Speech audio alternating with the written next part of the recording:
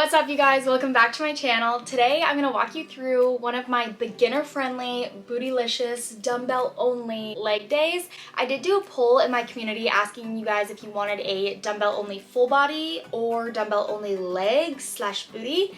You guys, by the end of it, ended up voting more for the full body, but I'd already filmed the legs. So this week, stay tuned because I will make that full body happen. But for now, we're just gonna focus on the legs. Let's get into it. So first and foremost, you know around here we never skip our warm-up, especially on leg days. You really want to be prioritizing your glute activation as part of your warm-up. And this is because you want to wake up those muscles to improve your mind-muscle connection, warm the muscles up themselves so they're ready to work when they are called upon. And it's also great because some people's glutes are actually super stubborn, so it's hard to wake them up. So by doing these different band movements, you're really making sure they are wide-eyed and bushy-tailed. I'd say overall the key benefits to doing your glute activation is to, number one, improve your muscle engagement, which is super important, like I said, especially for those stubborn glutes. Number two, it helps improve your stability and control of the movements that you're doing. And last, of course, it helps prevent injury. We don't want to be getting hurt around here. We want to work smarter. I usually set a timer on my phone for about 5 minutes and I just go through different movements, doing about 2 to 3 sets of each different movement as you've seen, just making sure those glutes are moving and grooving. Now let's jump into the actual workout with the dumbbells.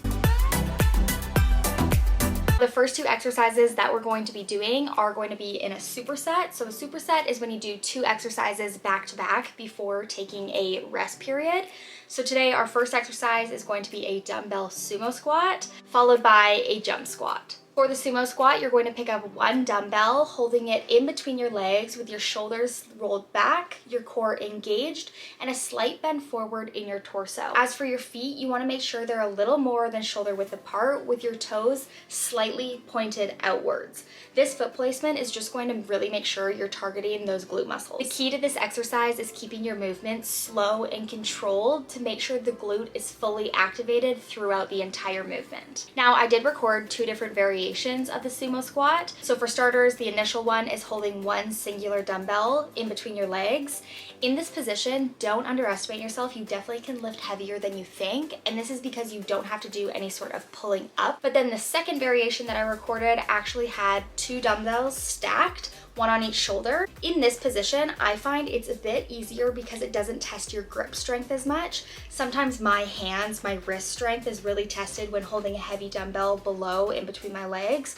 So kind of pick and choose whatever one you feel the most comfortable with. After you finish 8 full reps, you're going to set your dumbbell aside and then you're going to go straight into jump squats. Jump squats are one of those super humbling body weight exercises that really fire not only your glutes but your entire body. To set up for your jump squat, you're gonna have your feet shoulder width apart, chest up, shoulders back, core engaged. From there, you're gonna lower your hips to the ground. This is going to be your load position.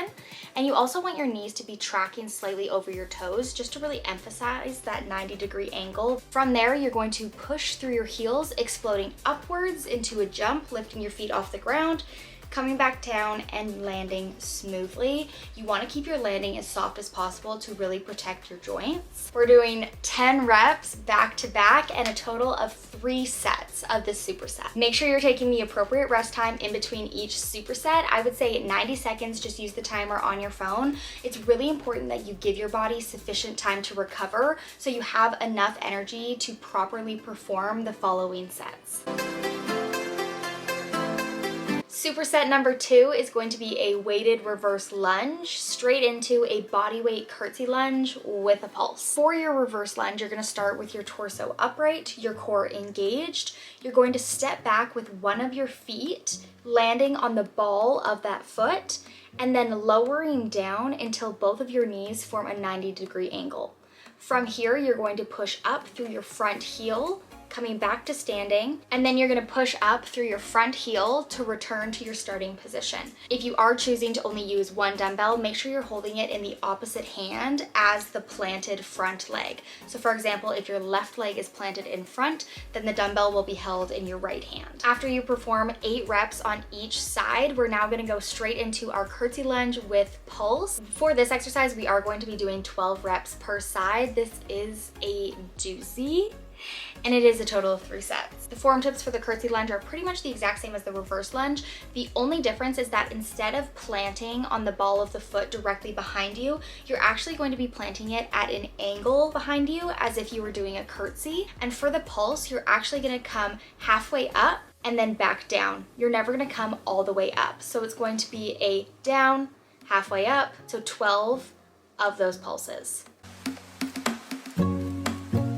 Our third superset of the day is going to be a Romanian deadlift paired with a lateral lunge. For your RDLs, you're gonna have your feet about shoulder width apart, holding either 1 dumbbell or 2 dumbbells close to the top of your thighs.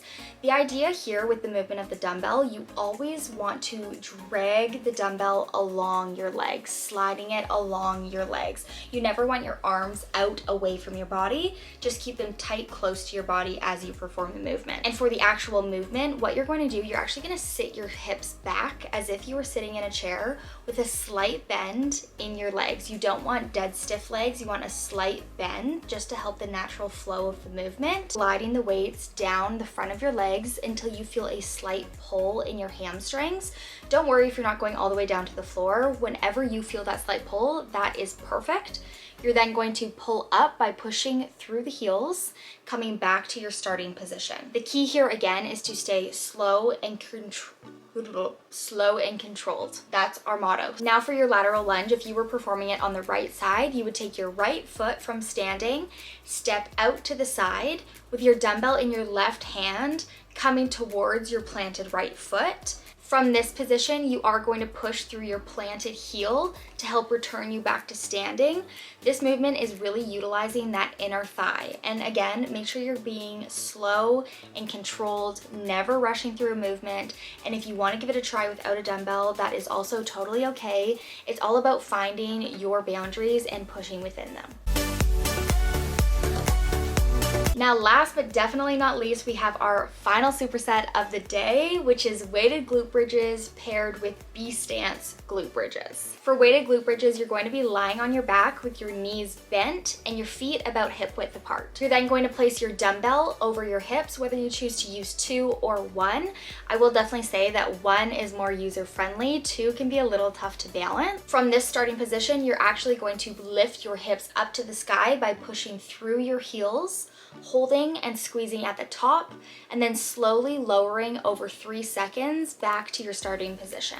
You're then going to repeat this for 10 reps before moving into your B-stance glute bridges. Your B-stance glute bridges are actually quite similar. The only difference is that your stance is staggered. So what this does is it puts more emphasis on your planted foot. So in order to properly stagger your stance for this movement, you're going to have one foot slightly in front of the other with only the heel of the back of the foot touching the ground. Same as the regular glute bridge, you're now going to push through that front heel, lifting your hips up to the sky and then slowly lowering back down over 3 seconds. I am going to have you do 8 reps per side as well.